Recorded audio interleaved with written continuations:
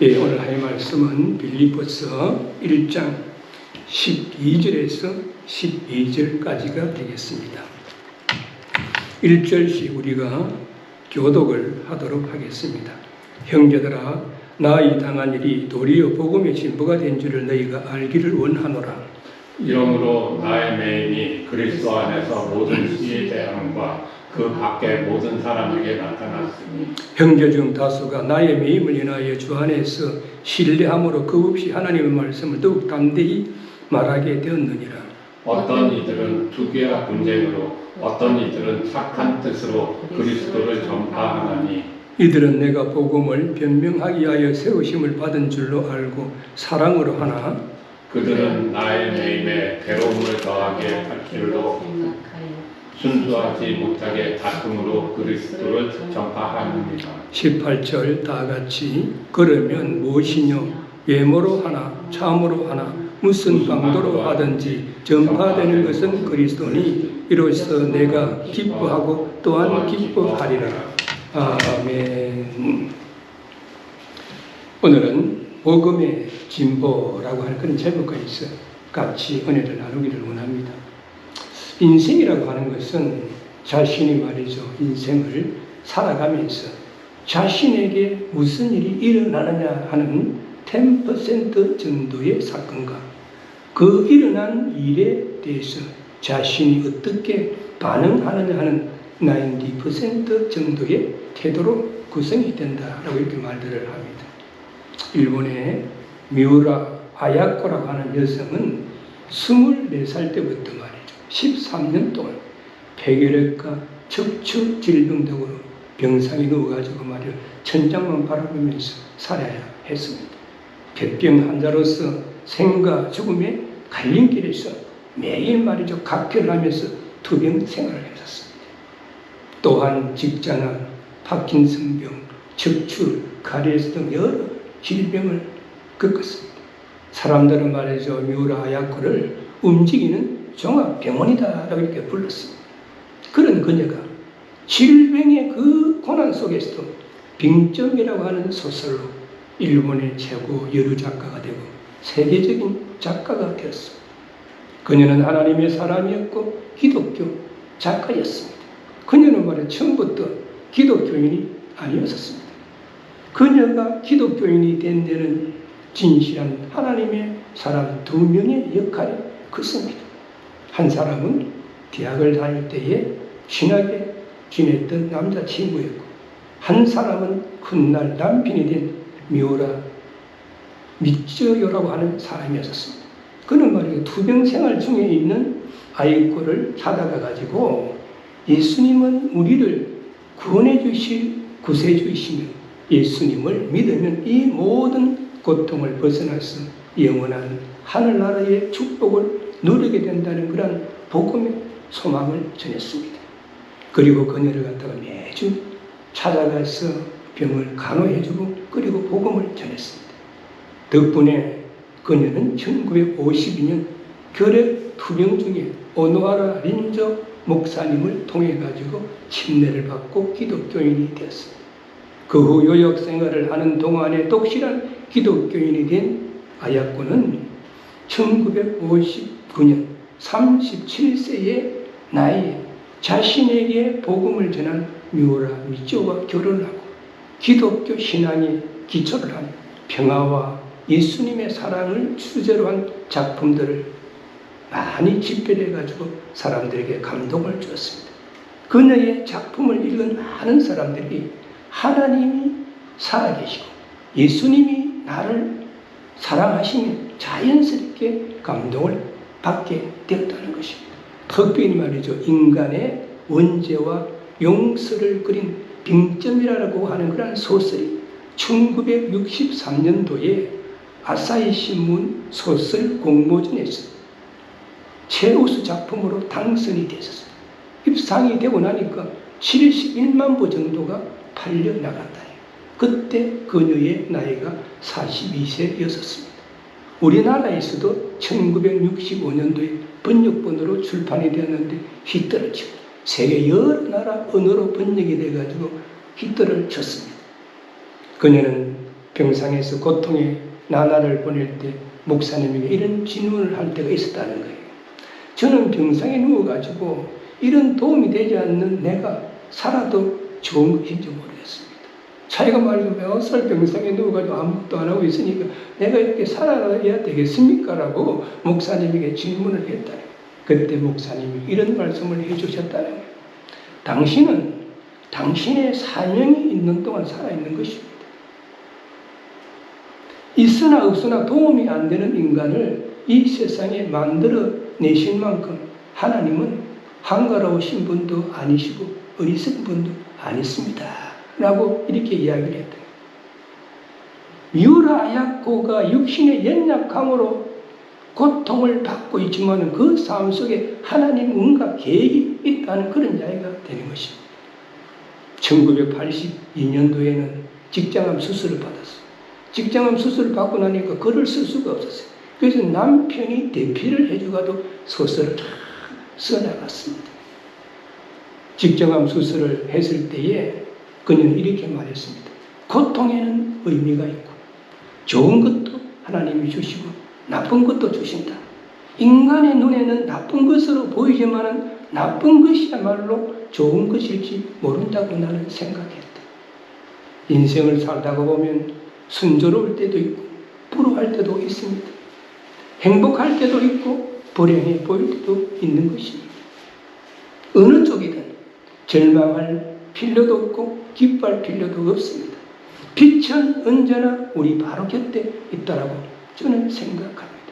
그래서 말이죠. 미우라 아야코는 고통에는 하나님의 뜻이 있다라고 이렇게 말해왔습니다. 고통을 통해서 주님의 구원의 빛이 더 드러날 수 있다라고 그녀는 이야기했습니다. 미우라 아야코는 고난이 내게 유익이라는 성경 말씀을 삶으로 실천한 아름다운 하나님의 사람 중에 한 사람이었다라고 우리는 볼 수가 있습니다. 또 그녀는 죽는 것은 내게 주어진 최후의 사명이다라고 이렇게 이야기를 하면서 병으로 자신이 잃게 된 것은 오직 건강뿐이고 오히려 병으로 인해 가지고 자신은 예수님을 믿어서 신앙을 얻었고 무엇과도 바꿀 수 없는 남편을 얻었고 소설을 쓰는 즐거움도 얻었기 때문이다 이렇게 이야기를 했다는 것입니다.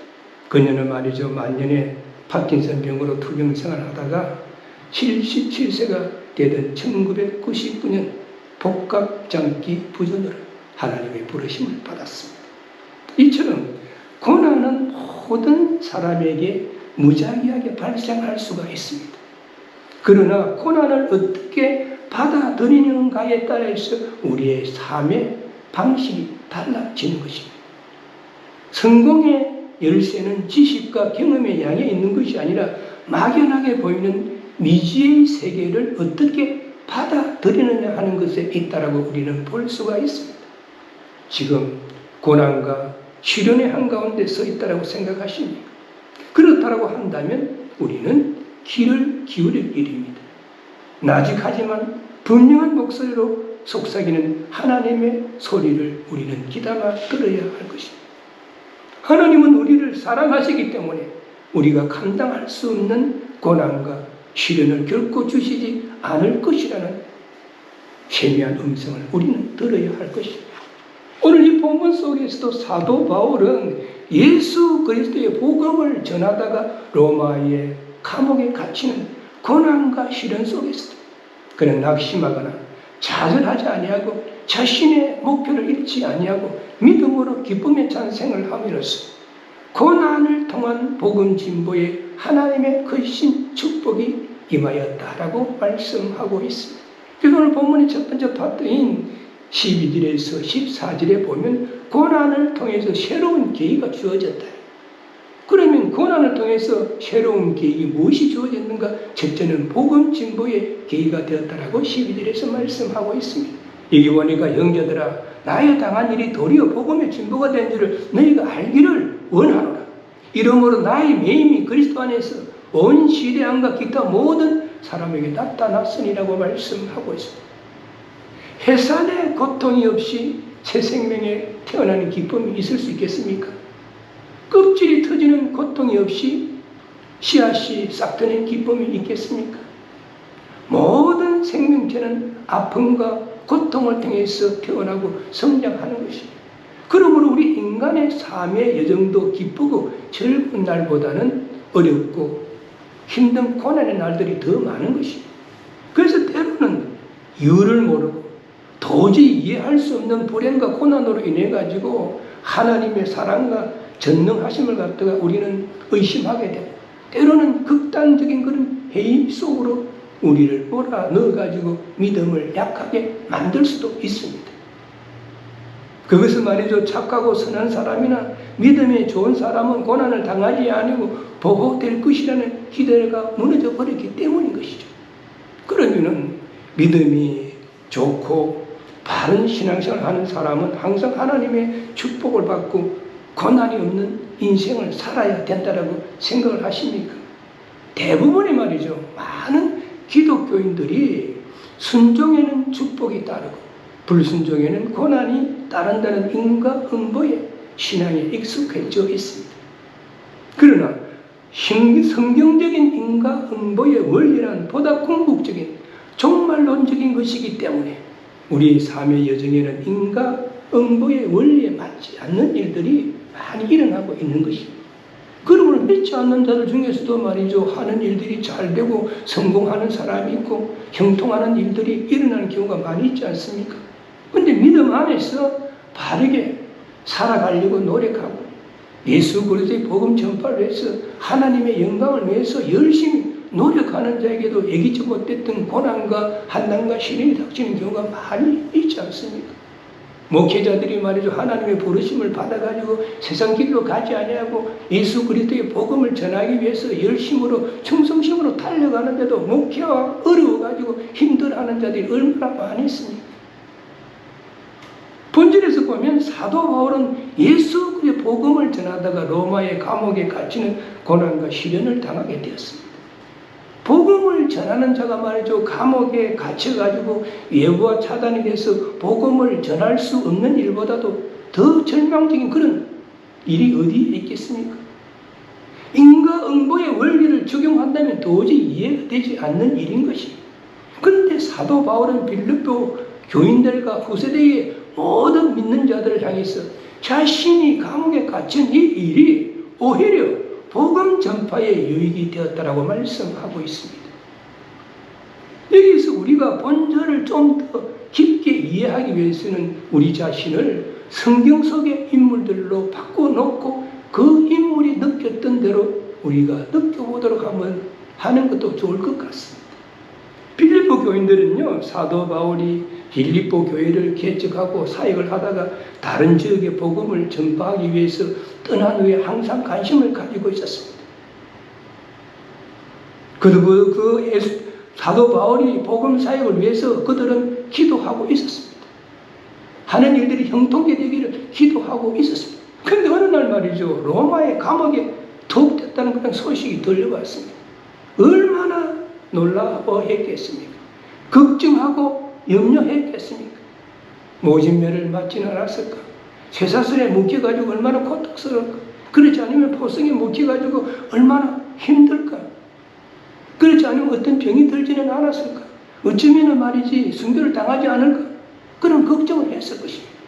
그런 그들에게 전해진 소식이 무엇입니까? 나의 당한 일이 도리어 복음의 진보가 된 줄을 너희가 알기를 원하노라.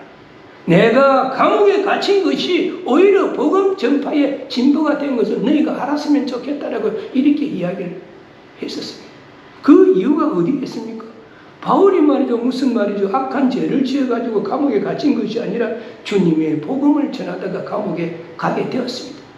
구체적으로 말씀을 드리면은 빌립보의 감옥에서 풀려나가지고 예루살렘으로 갔는데 거기서 말이죠, 다시 체포가 돼가지고 가이사라 감옥에서 2년 동안 갇혀 있었어요.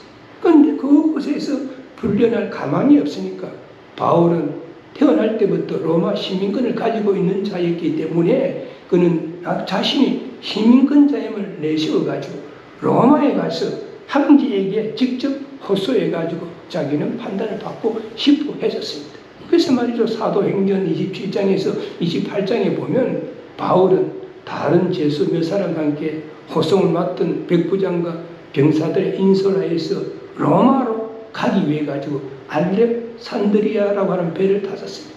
근데 그 배가 말이죠, 연안을 따라 가지고 미항에 이르렀을 때 바울이 백부장에 이런 이야기를 했습니다. 이번 항해에 풍랑이 많이 일어가지고 하물과 그리고 또한 선박도 위험하고 그리고 타고 가는 사람들의 생명이 위험할 것입니다. 좀 고려해 줬으면 좋겠습니다. 이렇게 이야기를 했는데 백부장은 바울의 이야기를 듣지 아니하고 선장과 선주의 말만 듣고 베닉스를 향해서 항해를 하다가 태풍 유라굴로를 만나가지고 14일간이나 강풍과 그리고 또 파도에 시달리다가 구사일생으로 살아나가지고 메기데라고 하는 섬에 상륙을 하게 되었습니다.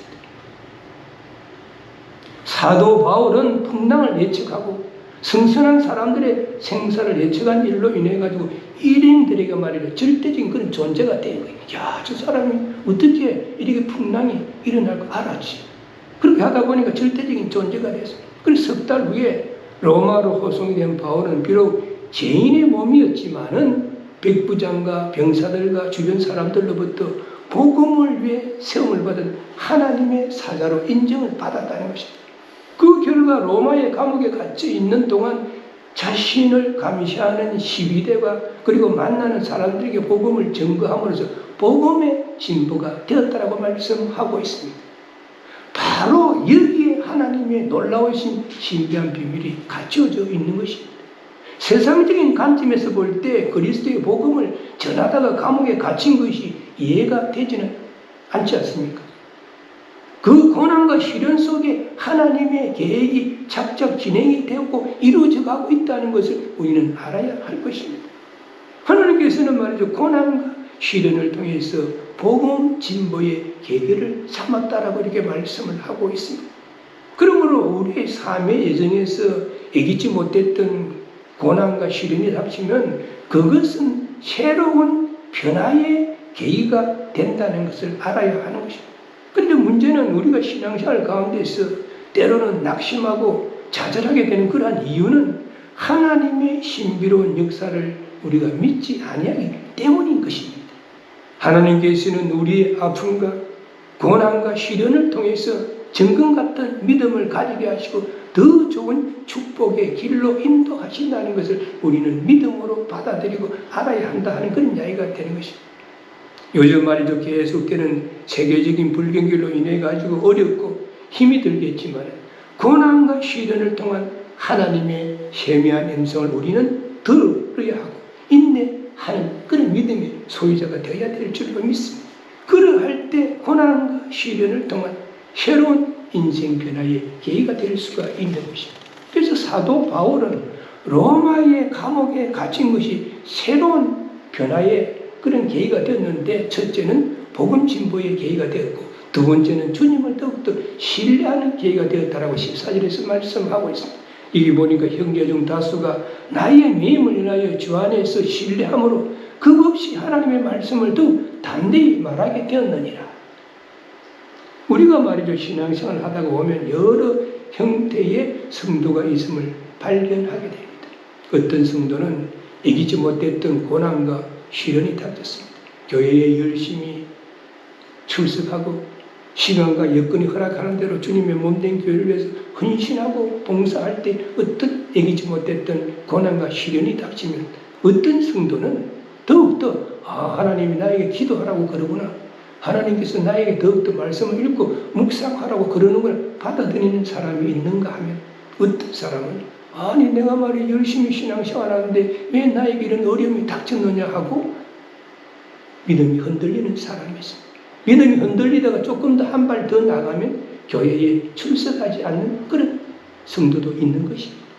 오늘 본문에서 사도 바울은 예수 그리스도의 복음을 전하다가 로마의 감옥에 갇혔지만 불평불만을 늘어놓는 것이 아니라 하나님을 원망하는 것이 아니라 오히려 담대하게 감옥에서 복음을 전가하는 태연함을 이렇게 보이니까 로마에 거주하는 성도들이 도전을 받아가지고 예수 그리스도에 대한 그런 확실한 믿음과 신뢰를 가지게 되었다. 그 신뢰의 결과가 어떻게 되었습니까? 담대하게 복음을 전했다는 거예요. 사도 바울이 고난과 시련 중에서도 감옥에서도 복음을 전하는 모습을 통해서 하나님이 살아계시고 예수 그리스도를 믿음으로 구원을 얻게 됨을 깨닫게 되어가지고 담대하게 복음을 전하는 자들이 생겨났다는 것입니다. 그러한 의미에서 바울의 독은 복음의 패배가 아니라 복음의 진보가 되었다라고 말씀하고 있습니다.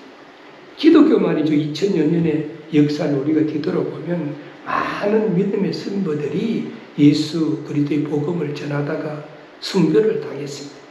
그러나 순교가 복음 전파의 길을 막는 것이 아니라 오히려 복음 전파의 길이 더 열리고 복음의 열매가 풍성히 맺혀지는 결과를 가져왔다는 것을 우리는 기독교 역사를 통해서 우리는 알 수가 있습니다. 그러므로 우리의 삶에 어렵고 힘든 일이 있다 할지라도 불경기로 인하여서 먹고 살기가 어렵고 힘이 든다 할지라도 우리는 고난과 시련 가운데서 더욱 예수 그리스도를 신뢰하고 그 신뢰를 통해서 담대함을 가지고 그리스도의 복음을 전할 수 있는 믿음의 소유자들이 되어야 될 줄로 믿습니다. 한 영혼이 주님 앞에 돌아오는 것을 천하보다도 더 귀하게 여기시는 하나님께서 어려운 여건 속에서 담대하게 복음을 전하는 손길들을 기억하시고 축복하시지 않겠습니다. 그래서 고난과 시련은 또 다른 축복을 받을 수 있는 그런 계기가 되었다라고 사도 바울이 말씀하시고 오늘 본문의 두 번째 파트에서는 고난을 통해서 나타난 전도에 대해서 말씀하고 있습니다. 고난을 통해서 어떠한 전도가 나타났는가 15절에서 17절에 말씀하고 있는데 첫째는 사랑으로 복음을 전하는 자들이 나타났다라고 15절 후반절에서 16절에 말씀하고 있습니다. 이게 보니 어떤 이들은 착한 뜻으로 그리스도를 전파하니 이들은 내가 복음을 변명하기 위하여 세우심을 받은 줄로 알고 사랑으로 하라라고 말씀하고 있습니다. 본질에서 복음을 변명하기 위하여 하는 것은 복음을 변호하기 위해서, 복음을 증거하기 위해서 하는 그런 뜻입니다. 복음이라고 하는 것이 뭡니까? 기쁜 소식. 구원의 기쁜 소식이 복음인 것이죠. 사도 바울이 로마에서 처음 복음을 전했을 때 그들은 복음에 대해서 생소했습니다. 복음을 전하는 바울이 어떤 사람인지 전혀 알지 못했을 뿐만 아니라 왜 그가 고난과 한난과 핍박 속에서도 목숨을 걸고 복음을 전하는지 의아해했고 이해하지를 못했습니다.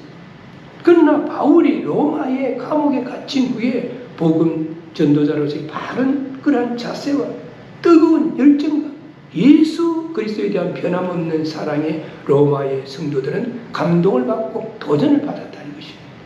그 결과 선한 동기로 착한 마음으로 그리스도의 복음을 전파하는 자들이 생겨났다라고 말씀하고 있습니다.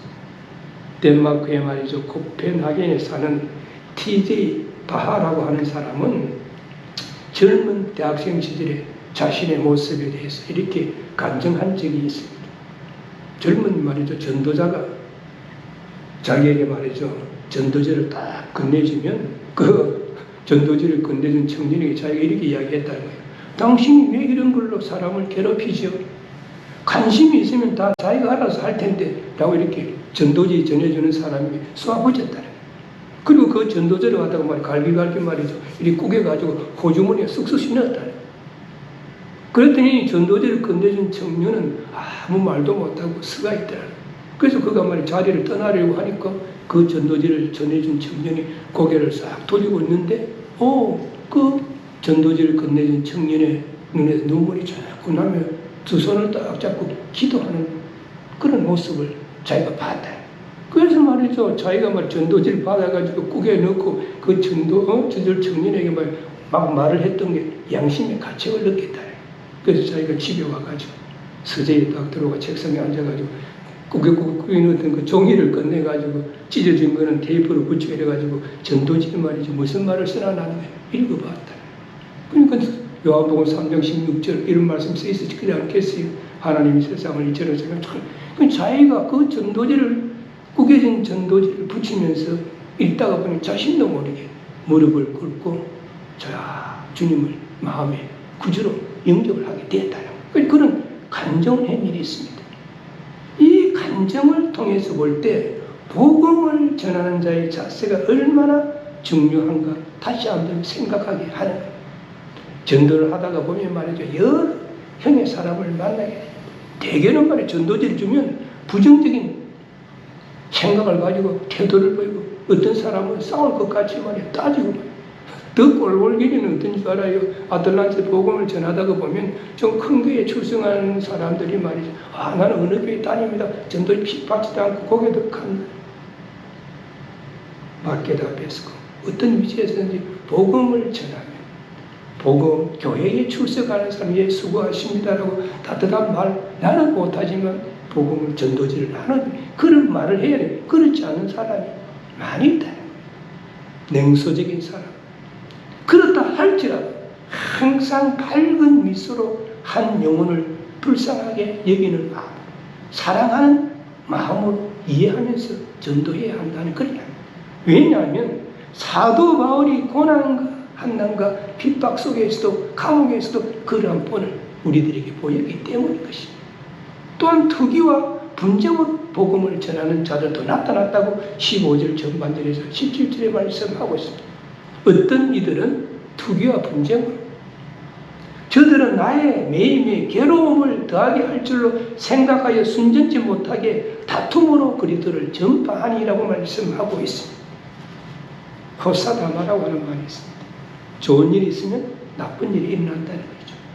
모범 학생이 있으면 불량 학생이 있는 것 같이 바울이 고난과 한난과 핍박 속에서도 열정적으로 복음을 전하는 모습에 감동을 받고 도전을 받아가지고 선한 동기로 사랑으로 그리스도의 복음을 전파하는 자들이 생겨났던 반면에 어떤 자들은 투기와 분쟁으로 순전치 못한 마음을 가지고 다툼으로 그리스도를 전파하는 자들이 생겨났다.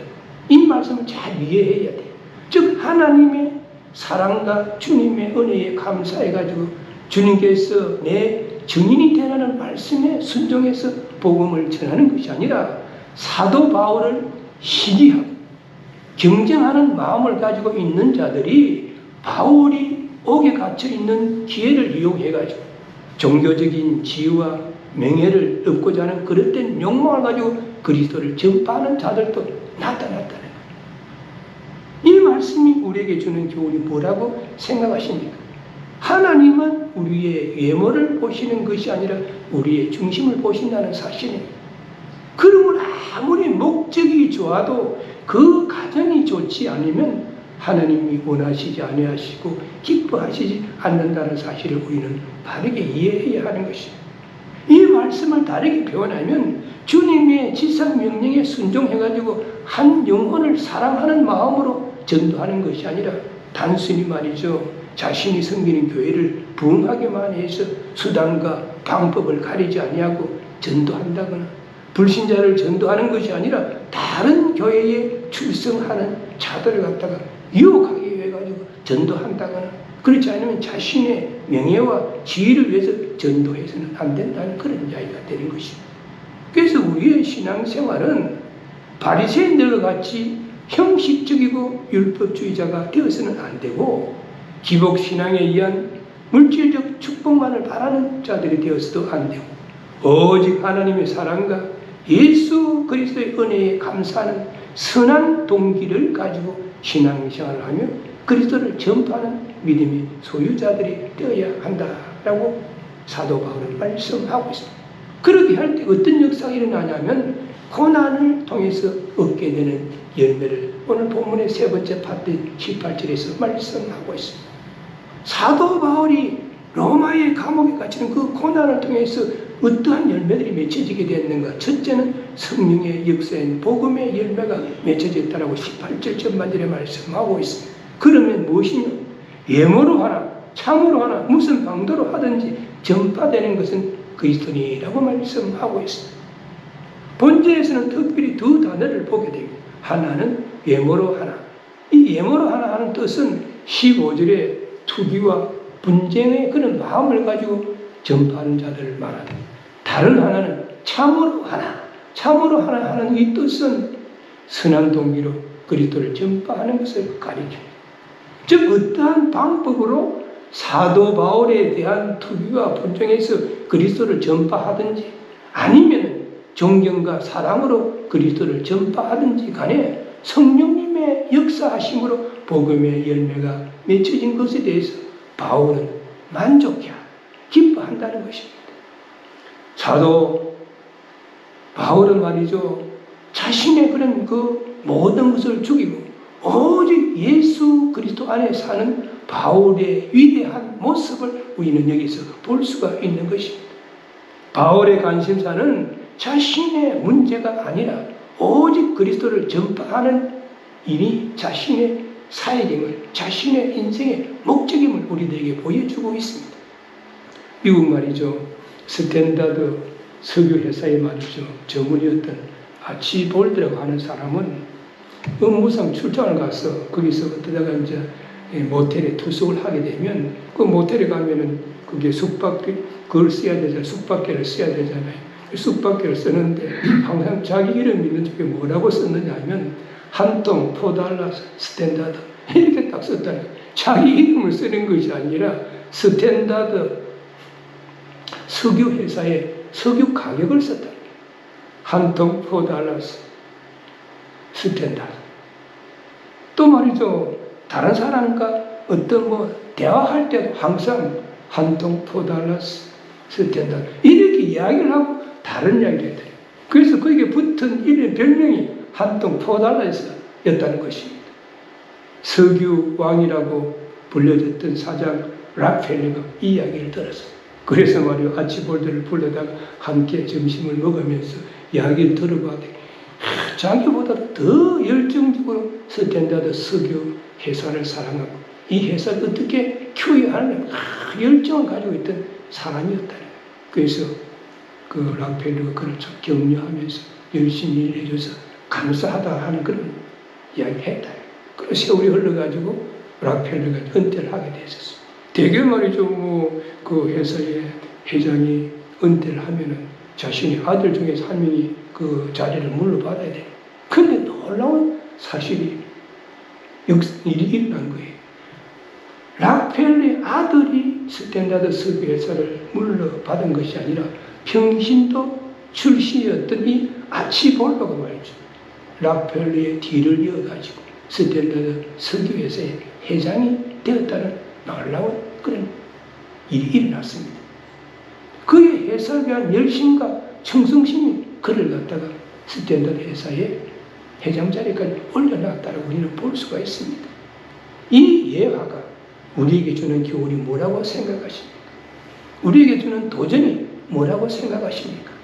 믿는 자들이 얼마나 예수 그리스도를 전파하는데 열과 성을 다하고 있는가 하는 것입니다. 사도 바울은 고난과 한난과 핍박 속에서도 심지어 감옥에서도 열심과 충성심으로 그리스도를 전파했을 때 바울을 존경하고 사랑하는 자들은 물론이고 시기하고 분쟁하는 자들도 그리스도를 전파하는 일이 일어났다는 것입니다. 그러므로 우리는 사도 바울의 열심과 충성심을 본다가지고 언제 어디시나 어떠한 환경과 여건 속에서도 그리스도를 전파하며 복음의 열매를 맺을 수 있는 믿음의 소유자들이 되어야 될 줄로 믿습니다. 또한 두 번째로는 기쁨을 주는 열매가 맺혀졌다라고 18절 후반절에 말씀하고 있습니다. 이로써 내가 기뻐하고 또한 기뻐하노라. 감옥에 있는 죄수들의 소원이 뭐겠습니까? 거기서 말이죠, 하루빨리 감옥에서 나와가지고 자유롭게 사는 것이 감옥에 있는 죄수들의 소원입니다. 근데 바울은 말이죠, 로마의 감옥에 갇혀가지고 빌립보 교인들에게 편지하면서 뭐라고 했습니까? 빌립보 교인들에게 말이야, 내가 지금 어떻게 복음을 전하다가 감옥에 갇혔다. 내가 너무 어렵고 힘들다. 내가 이 감옥에서 나갈 수 있는 방법이 있으면 너희들이 좀 알아서 처리해달라. 이렇게 편지하지 않았어. 바울은 감옥에서 출소하는데, 감방에서 나가는데 신경을 쓰는 것이 아니라 오직 어떠한 형태로 그리스도가 전파되기를 소원했습니다. 자신의 매임으로 인해서 복음의 진보가 되는 일로 인해 가지고 그는 고난 중에도 기뻐하고 기뻐하노라라고 그는 고백했습니다. 영국이 난 세계적인 설교가 스펄전 목사님, 그분의 설교를 통해서 수많은 영혼들이 주님 앞에 돌아왔습니다. 근데 말이에요, 사모인 수산나 여사는 몸이 몹시 약해가지고 항상 병상에서 보내야 했다. 그리고 그녀가 할 수 있는, 스펄전 목사님의 사모가 할 수 있는 일은 몸이 약해가 병상에 있으니까 목사님을 위해서 그리고 교회를 위해서 기도하는 일이었다. 근데 그녀가 가장 힘들고 어렵고 괴로운 일이 뭐냐면, 아니 성도들이 찾아와가지고, 아니 목사님은 능력의 종인데 어떻게 말이지 사모님 병은 치료하지 못합니까? 라고 이렇게 질문할 때 너무 부담스러웠다. 그래서 말이죠, 하나님 앞에 하나님의 영광을 위해서 제 병을 꼭 좀 고쳐주십시오. 그렇게 기도하는데도 하나님께서 오랫동안 그녀의 병을 고쳐주지를 않았다는 거죠. 그러던 어느 날 기도하는 중에 하나님의 세미한 음성을 듣게 되었습니다. 어려운 목회자를 도우라. 기도하는데 어려운 목회자를 도우라. 그래서 말이죠, 곰곰이 생각, 어떻게 도울 것인가, 아우트로 곰곰이 생각하다가 그녀는 깨달음이 왔습니다. 그래, 어려운 목회자들에게 도서를 보내자. 그 일은 내가 할 수 있으리라. 그 길로 말이죠, 수산나 사모는 도서 기금을 갖다가 모으기 시작을 했다. 교인들에게 호소하고 신문과 잡지에도 광고를 했었습니다. 뜻밖에도 많은 사람들이 호응을 해가지고 전국에서 후원금이 답지를 했었습니다. 큰 사역으로 확대가 되었습니다. 그 결과 시골 목회자들, 그리고 어려운 목회, 그 당시만 하더라도 말이에요, 책을 봐야 돼요. 요즘처럼 무슨 인터넷이 있는 그런 시대가 아니죠. 그러니까 시골에 있는 목회자들에게 도서를 보내고 어려운 목회자들에게 필요한 책을 공급했습니다. 주는 자나 받는 자 모두에게 기쁨이 넘쳤고 보람과 가치가 있는 그런 사역이 되었다는 것입니다. 병마의 고난이 한 연약한 여성으로 하여금 교회사에 길이 빛나는 문서 성교의 선구자로 만들었던 것입니다. 그래서 말이죠, 고난은 무조건 나쁜 것이 아니라, 불평불만을 늘어놓을 것이 아니라 하나님께서는 고난을 통해서 성령님의 역사로 복음의 열매가 맺혀지게 하고 기쁨의 열매가 맺혀지게 한다. 고난이 없이 우리에게 어떤 기쁨이 있겠습니까? 고난이 없이 우리에게 어떤 행복이 있겠습니까? 고난 그 저편에 참 기쁨이 있는 것이고 고난 저 건너편에 참 행복이 있는 것입니다. 오늘 우리는 본문을 통해서 세 가지 교훈을 얻을 수가 있습니다. 첫째는 고난과 한난은 우리의 인생 여정에 누구에게나 닥친다는 것. 두 번째로 고난과 한난은 우리에게 새로운 계기를 제공해서 축복의 통로가 된다는 것입니다. 세 번째로 고난과 한난 중에도 환경과 여건을 바라보지 말고 오직 그리스도를 전파하여 복음의 열매, 기쁨의 열매를 맺을 수 있는 믿음의 성도가 되어야 한다는 것입니다.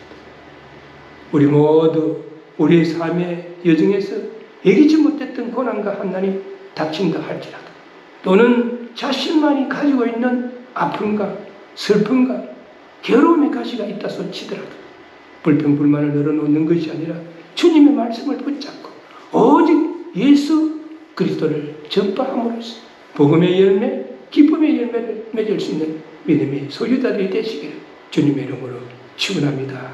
아멘. 기도하시겠습니다. 사랑의 주님, 오늘도 주님을 사랑하라는 아름다운 마음대로 모이시오.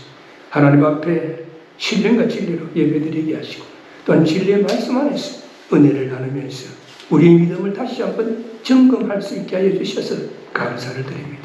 하나님, 오늘 본문 속에 사도 바울은 예수 그리스도의 복음을 전하다가 로마의 감옥에 갇히는 그런 고난과 시련이 닥쳤지만 오히려 낙심하고 좌절하는 것이 아니라 불평불만을 늘어놓는 것이 아니라 자신이 로마의 감옥에 매인 것이 오로지 복음의 진보가 될 수가 있었고 주님을 더욱더 신뢰하는 그런 계기가 되어서 복음의 열매가 맺혀지고 기쁨의 열매가 맺혀졌다라고 말씀하셨어요. 우리 모두가 이 말씀을 다시 한번 붙잡고 이 말씀이 우리들의 지식으로만 끝나지 아니하고 우리의 삶의 여정에서 우리들의 신앙생활에서 예기치 못했던 고난과 환난이 닥친다 할지라도 이 말씀을 붙잡고 이 말씀을 잘 적용하여서 주님 안에서 승리하는 삶을 살아가며 하나님 앞에 영광 돌리는 신앙생활을 할 수 있도록 우리 모두를 인도하시고 넘치도록 축복하여 주옵소서. 우리 주 예수 그리스도의 이름으로 간절히 기도드리옵나이다. 아멘.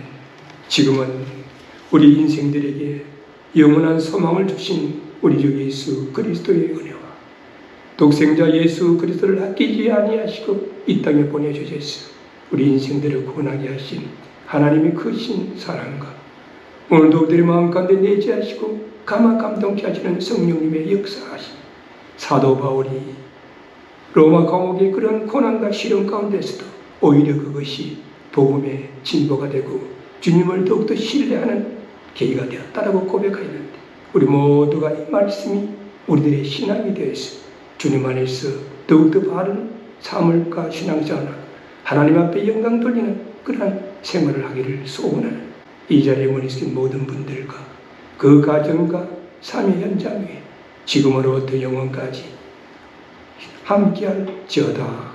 아멘.